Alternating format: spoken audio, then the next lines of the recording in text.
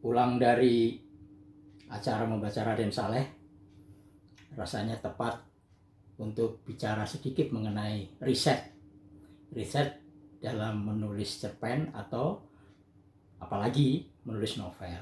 Ya, itu penting sekali. Pada dasarnya besaran riset itu ya 3 metodenya ya. Pertama, kepustakaan. Yang kedua adalah wawancara narasumber. Kemudian yang ketiga, kunjungan lokasi. Nah, mana yang paling bisa ditempuh? Tentu yang paling mudah adalah kepustakaan ya, membaca ya. Rujukan itu bisa dicari dari berbagai sumber.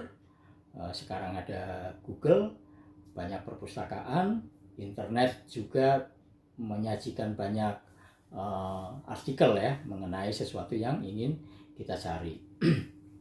Tapi begini, apakah sebuah cerpen perlu riset? Kalau Iksaka Banu semua cerpennya menggunakan riset ya. Apakah novel memerlukan riset? Tentu saja, kecuali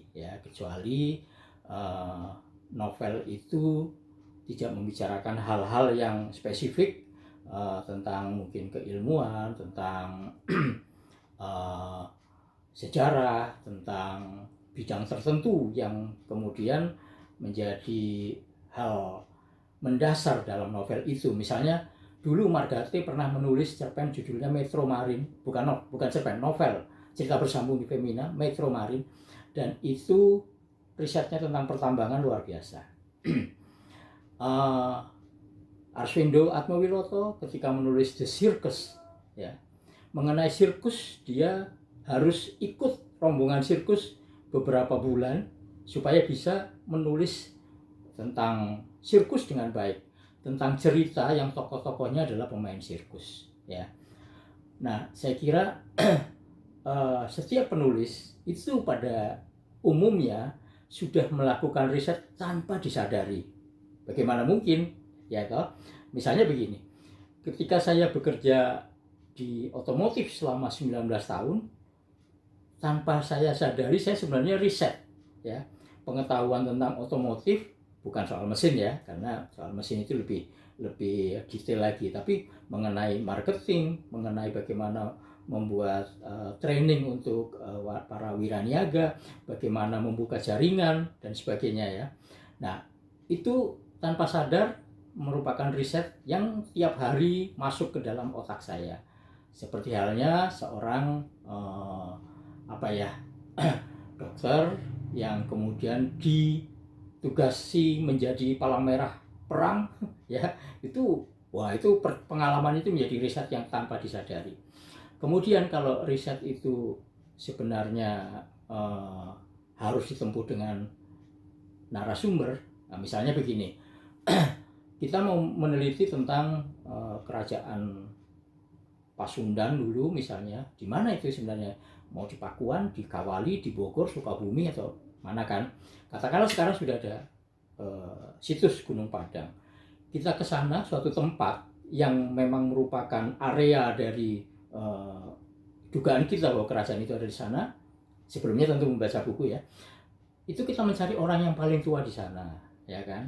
Kita mau mencari cerita yang mungkin diturunkan dari nenek moyang, dari kakek buyut, dari apa yang terus meskipun mengalami penggerusan ya. Jadi artinya cerita-cerita itu detailnya makin berkurang karena ada pengaruh juga di masa kini.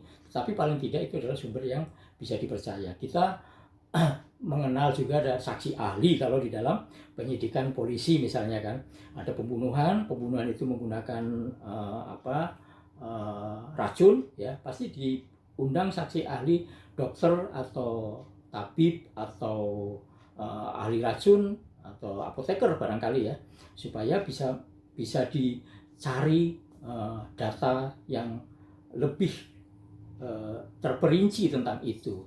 Artinya polisi pun memerlukan itu, apalagi untuk menulis hal-hal yang nanti akan dibaca orang banyak. Jangan sampai begitu kita menemukan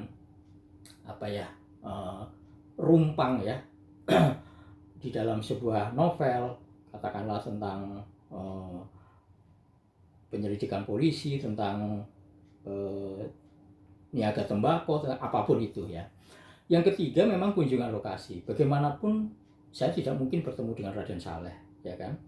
Makanya saya mau napak tilas. Napak tilas pun karena sudah hampir 2 abad yang lalu pasti akan kehilangan jejak itu. Tetapi karena Raden Saleh itu seorang maestro pelukis yang dikenal dunia, ya, bahkan ini nanti suatu saat akan digali kembali ya, karena Wali Kota Bogor tertarik untuk mencari data mengenai Raden Saleh di Dresden, Maxen, Perancis, tentu saja Belanda. Nah, saya ke sana tahun 2017 untuk melakukan riset.